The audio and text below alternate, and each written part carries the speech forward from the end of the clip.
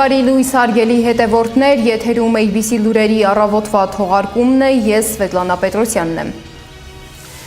Եվ այսպես այսօր խորհրդարանական ընդդիմությունը հրավիրել է լսումներ քաղբանտարկյալների իրավունքների հարցի վերաբերյալ։ Գլխավոր դատախազ Աննա Վարդապետյանը չի մասնակցելու լսումներին։ Ըստ պատգամավոր Քրիսինե Վարդանյանի, դատախազը որպես պատճառաբանություն նշել է, որ զբաղված է։ Բնական է, ՀՕԿ-ի հրավիրած լսումները չեն, որ Վարդապետյանը թողնի իր բոլոր գործերը, ներկայանա ազգային ժողով ու աջ ու ձախ իշխող խմբի պատգամավորներին զեկուցի, որ ամեն ինչ վերահսկողության տակ է, ամեն ինչ իրենց սրտով է։ ՀՀ հերթական ընդդիմադիր պատգամավորին անձեռնմխելիությունից զրկելու հարց չէ, որ Աննա Վարդապետյանը շտապի ազգային ժողով։ Մի խոսքով զարմանալի կլիներ, եթե Աննա Վարդապետյանը ներկայանար ԱԺ ու փորձեր հիմնավորել, որ Հայաստանում քաղաքական հետապնդման ենթարկվողներ չկան։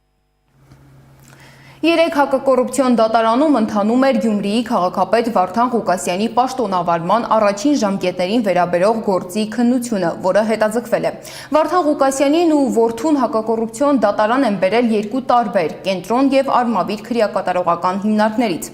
Ավագ Ղուկասյանը նիստի սկզբում հայրաբար նախատել է կրտսերին։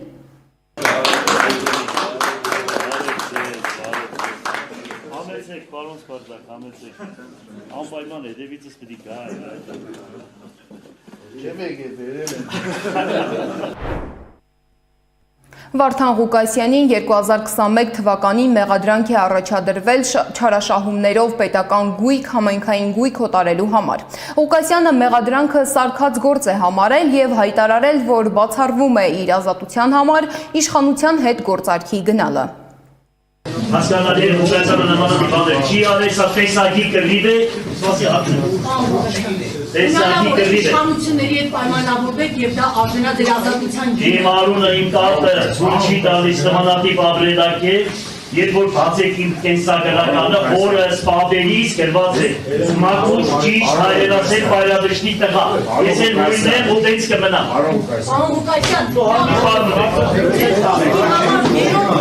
ձեզ առաջադրում փաստաբան։ Դե հա թողեն են իշան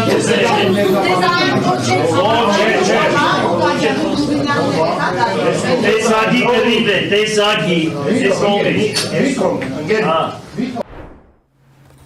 Իդեպ փաստաբան Զարուհի Փոստանջյանը պատմել է, որ Վարդան Ղուկասյանի առողջական վիճակը շարունակում է մնալ անկայուն, նույնիսկ մտահոգիչ։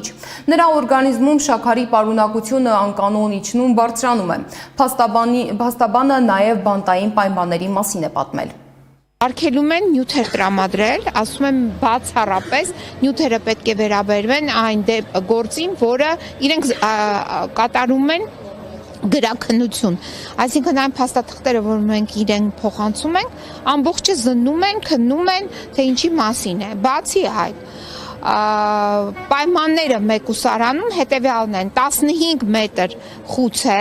15 քառակուսի մետր խցում պահվում են 4 կալանավոր, որոնցից երկուսը օրինակ ծխող են, իսկ պարոն Ղուկասյանը ծխող չէ, եւ ինքը հիմա գտնվում է պասիվ ծխողի կարգավիճակում։ Ունի բավականին լուրջ հիվանդություններ, որոնք նույնպես անհամատեղելի են կալանքի հետ։ Օրինակ, շաքարային դիաբետ երկրորդ տիպ,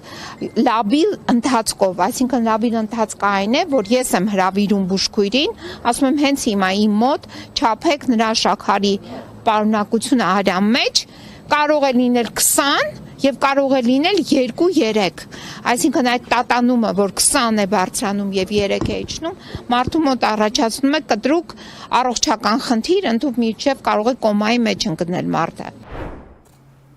Բացի այդ, Ղուկասյանը հայց է ներկայացրել ազգային ժողովի փոխնախագահ Ռուբեն Ռուբինյանի և Հայաստանի Հանրապետության դեմ։ Նա պահանջում է ոչ միայն հերքել զրպարտություն համարվող տեղեկությունները, այլև ճանաչել իր անմեղության կանխավարկածի խախտման փաստը և վճարել փոխհատուցում 500,000 դրամ։ Ըստ հետքի հայցադիմումը երեկ են ներկայացրել Շիրակի մարզի ընդհանուր իրավասության դատարան։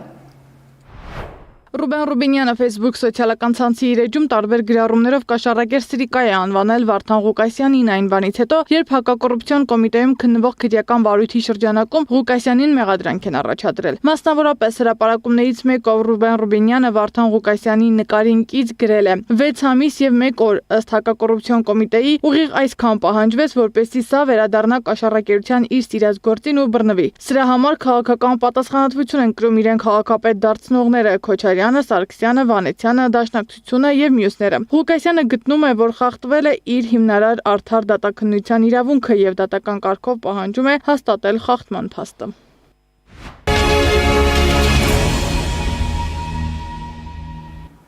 Երեկ Նիկոլ Փաշինյանը ընդունել է ՀԵՑ-ի ժամանակավոր ղեկավար Ռոմանոս Պետրոսյանին, հանդիպումն էլ ուղիղ հեռարձակմամբ ցուցադրվել է։ Պետրոսյանն ու Փաշինյանը քննարկել են ՀԵՑ-ին առնչվող հարցեր։ Օրինակ, որ ՀԵՑ-ը ոչնչացրել է 2018-ից 2024 թվականների արխիվը, կամ վարկեր վերցրել ու տրամադրել այլ գործունեություն ծավալող ընկերություններին։ Թեմային անդրադարձել է Սեդա Մակարյանը։ Նիկոլ Փաշինյանն ընդունել է ՀԵՑ-ի ժամանակավոր պաշտոնակատար Ռոմանոս Պետրոսյանին, հանդիպումն էլ հեռարձակվել է ուղիղ եթերով։ Պաշտոնյաները քննարկել են ՀԵՑ-ին լիցենզիայից զրկելուն առնչվող հարցեր։ Ընկերությունը վերցնելու համար պետք է վճարում իրականացնենք, այդ վճարում հաստատի պետական բյուջեի ծախսը, եթե տեսնենք, որ այդ ծախսը արդարացված չի պետական բյուջեի կողմից, ուրեմն մենք պետք է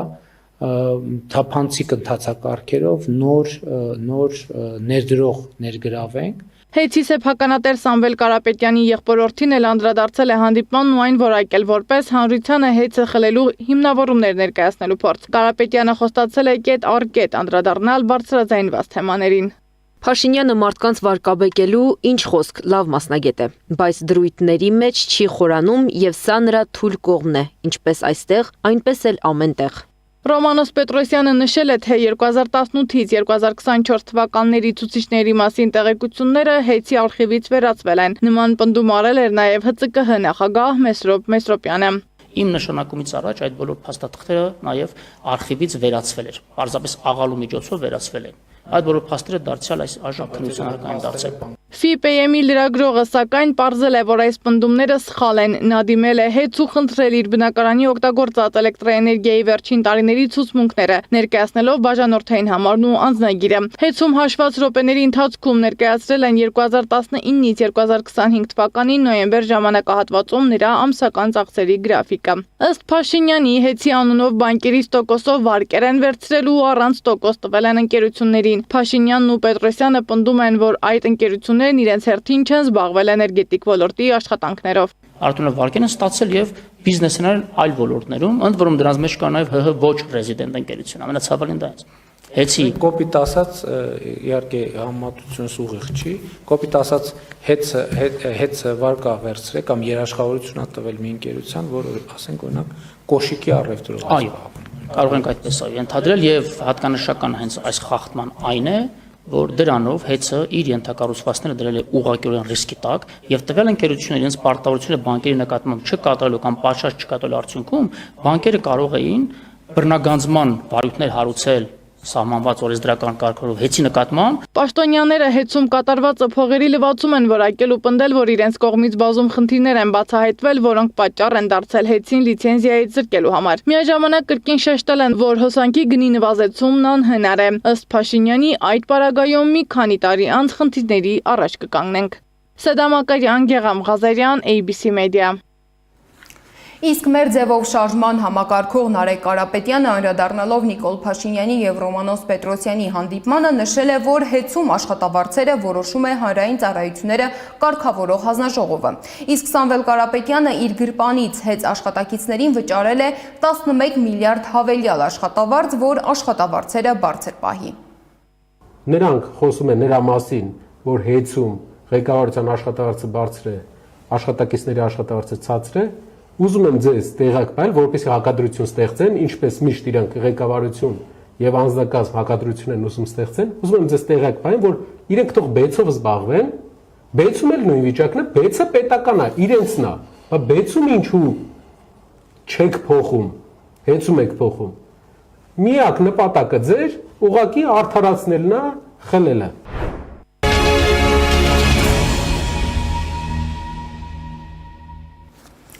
Իսկ իբր թե խաղաղության խաչմերուկում կանգնած Ադրբեջանը խաղաղության նկատմամբ վերաբերմունքի հերթական դրսևորումն է արել այս անգամ օկուպացված Արցախում։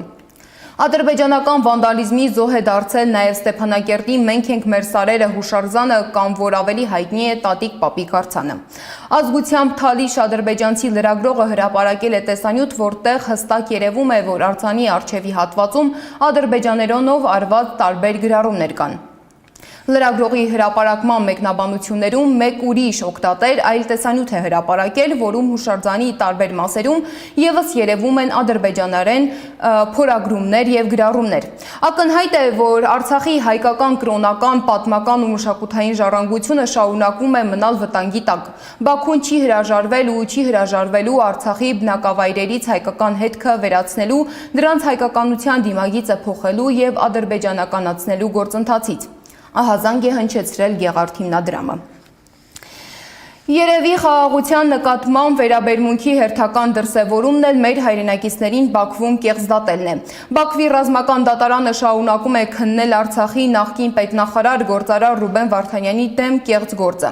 Նիստի ընթացքում կրկին ցուցմունքներ են տվել այսպես կոչված տուժողները։ Նրանցից մի քանիսը պնդել են, թե վնասվածքներ են ստացել Ակնայում եւ Խարվաճառում հայկական զինված ուժերի գործողությունների պատճառով։ Հաջորդ նիստը կկայանա դեկտեմբերի 1-ին։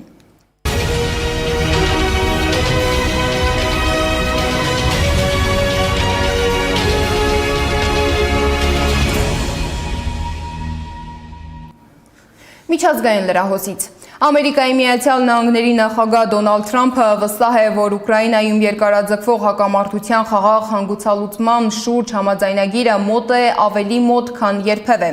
Նրա խոսքով գործընթացը բարդ է, բազմաշերտ, իսկ բանակցությունները սուր եւ դժվար անցնող։ Բայց անկախ այդ ամենից Թրամփը ենթադրում է, որ կողմերին կհաջողվի հասնել այն կետին, որտեղ հնարավոր կլինի դադարեցնել պատերազմը։ Իսկ Ուկրաինայի նախագահ Վլադիմիր Զելենսկին հայտարարել է, որ Կիևը պատրաստ է առաջ շարժվել Ամերիկայի Միացյալ Նահանգների կողմից առաջարկվող խաղաղության համաձայնագրով եւ որ ինքը պատրաստ է քննարկել համաձայնագրի զգայուն կետերը ԱՄՆ նախագահ Դոնալդ Թրամփի հետ բանակցություններում, որտեղ Զելենսկիի խոսքով պետք է ներգրավված լինեն եվրոպացի դաշնակիցներ։ Զելենսկին եվրոպացի առաջնորդներին կոչ է արել շարունակել աջակցել Կիևին այնքան ժամանակ, քանի դեռ Մոսկվան պատերազմը դադարեցնելու պատրաստակամություն չի ցուցաբերում։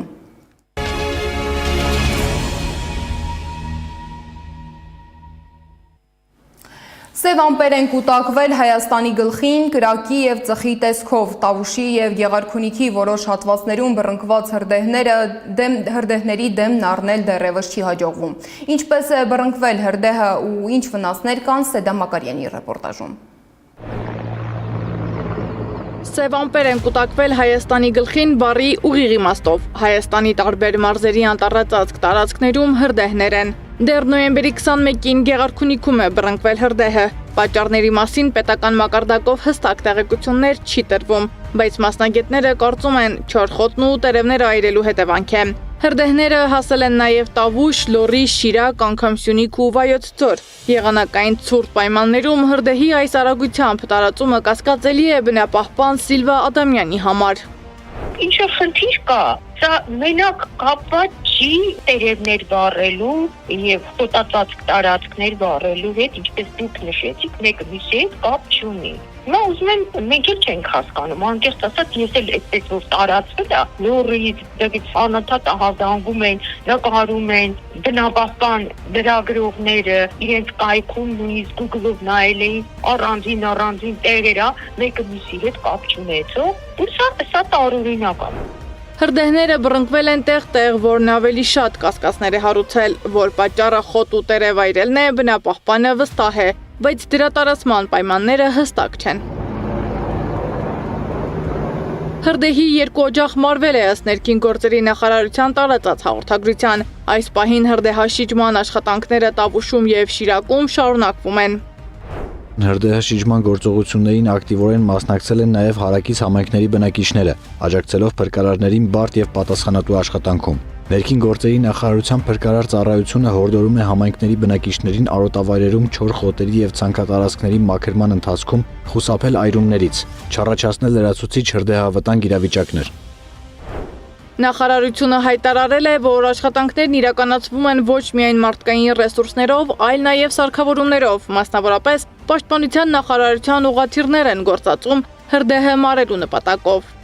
Դա չի օգնի։ Հատուկ ինքնաթիռներ կան, հատուկ մեծ, որոնք նախատեսված են այս պրոցեսների համար։ Երբ որ հարց տվեցինք նախարարությունում ու ասեցինք կառավարությանը, թե ուր են մեր ինքնաթիռները, որոնք պիտի նախատեսված լինեն, հատուկ գոնե մեկը ունենայինք, որ մեծ մասշտաբի տոննաներով ջուր է վերցնում, ու հաթիռը ինչքան կարող է ջուր վերցնել, դե պատկերացրեք։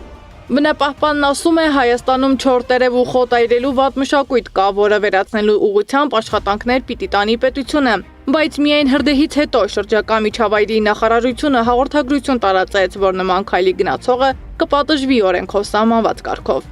Այս օրենքները կա, ես հիմա չեմ ուզում այդ ամեն ինչը մանրամասնել, նույնիսկ կարող եմ ասել, թե ինչպիսի գումար են դրա դիմաց վճարում, ուրեմն պատասխանատվության են կանչում 200,000 դրամ։ Բայց քիչ Բայց չէ։ նույնիսկ իհարկե քիչ է, սա նույնիսկ չի կանգնացնում այդ մարդկան։ Բնապահպան լրագրողներից մեկն էլ իր էջում ահազանգ էր հնչեցրել, որ հրդեհը դեպի Դիլիջան ազգային պարկի առաջանում։ Ըստ վերջին 24 ժամում արված ՆԱՍԱ եւ Greenpeace-ի արբանյակային տվյալների, Հայաստանի Հանրապետության Գեղարքունիքի, Տավուշի, Լոռու, Կոտայքի, Վայոց-Ձորի եւ Սյունիքի նախալեռնային եւ լեռնային գոտիներում հրդեհները ոչ միայն չեն մարվել, այլ ավելի են տարածվում։ Երկու շաբաթից ավելի տևող հրդեհները խոթարներից սկսել են եւ անցել անտառածածկ տարածքներ։ Լոռվա եւ Տավուշի սահմանային գոտում էլ կրակը շարժվում է դեպի Դիլիջան ազգային պարկ։ Նման իրավիճակում պետական մարմինները պարտավոր են բոլոր ռեսուրսներն ուղղել հրդեհաշիջման աշխատանքների վրա եւ գործել արտակարգ իրավիճակների ռեժիմով։